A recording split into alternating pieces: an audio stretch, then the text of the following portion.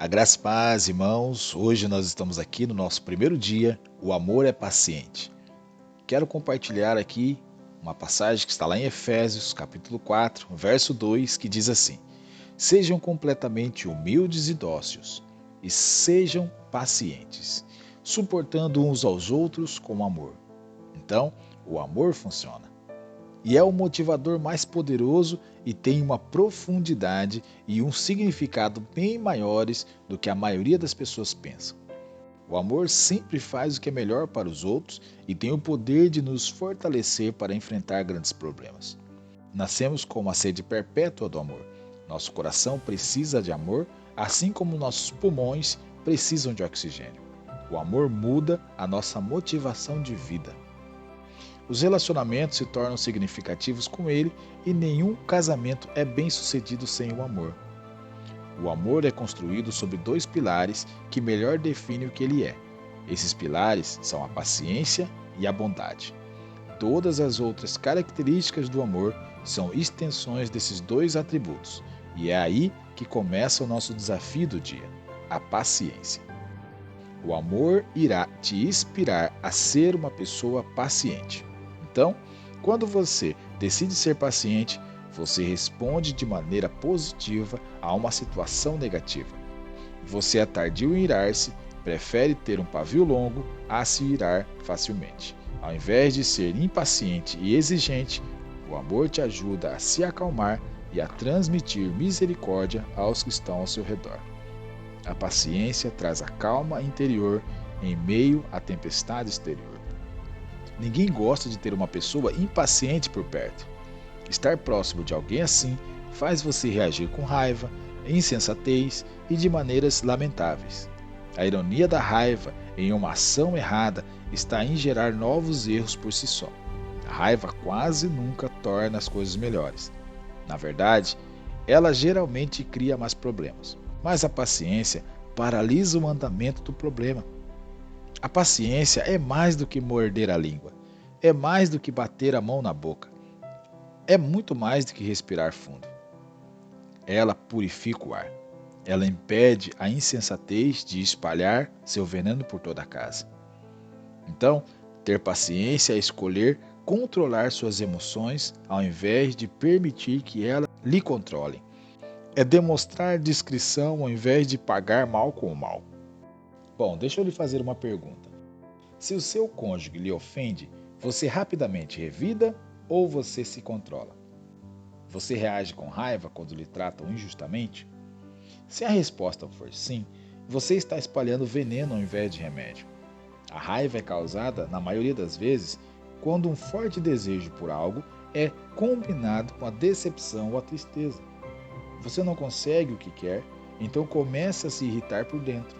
E muitas vezes ela é a razão emocional que resulta das nossas ações egoístas, tolas e más.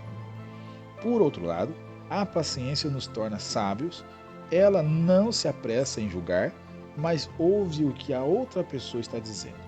Ela espera na entrada enquanto a raiva deseja invadir com a violência. A paciência aguarda para ver toda a situação antes de julgar. Provérbios capítulo 14, verso 29, diz assim: O homem paciente dá prova de grande entendimento, mas o precipitado revela insensatez. Assim como a falta de paciência fará do seu lar uma zona de guerra, a prática da paciência estimulará a paz e a tranquilidade no seu lar. Provérbios capítulo 15, verso 18 diz assim: O homem irritável provoca dissensão, mas quem é paciente acalma a discussão. Bom, irmãos, frases como estas de Provérbios são princípios claros de aplicação eterna. A paciência é o lugar onde o amor encontra a sabedoria. E todo casamento precisa desta combinação para permanecer saudável. A paciência lhe ajuda a dar ao seu cônjuge o direito de ser humano. A paciência entende que todos falham. E quando um erro é cometido, a paciência decide dar mais tempo do que ele precisa para corrigi-lo. A paciência lhe capacita a permanecer firme durante os tempos difíceis do seu relacionamento, ao invés de lhe esgotar com as pressões. Mas o seu cônjuge pode contar com um marido ou com uma esposa paciente? Ele pode ter certeza de que, se trancar a chave dentro do carro, poderá contar com a sua compreensão ao invés de ouvir um sermão que o fará sentir-se como uma criança? Ele pode se assegurar de que, se comemorar os últimos segundos do jogo de futebol, não vai ouvir uma lista de sugestões de como poderia usar melhor seu tempo? Acontece que poucas pessoas são tão difíceis de se conviver quanto uma pessoa impaciente. Como seria o tom de voz do seu lar se você colocasse em prática essas abordagens bíblicas? 1 Tessalonicenses capítulo 5, verso 15 diz assim: Tenham cuidado para que ninguém retribua mal com o mal, mas sejam sempre bondosos uns para com os outros e para com todos. Irmãos, a verdade é que pouco de nós praticamos a paciência de forma adequada e nenhum de nós a pratica naturalmente.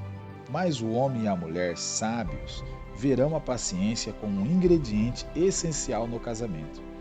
Este é o bom ponto de partida para demonstrar o amor verdadeiro.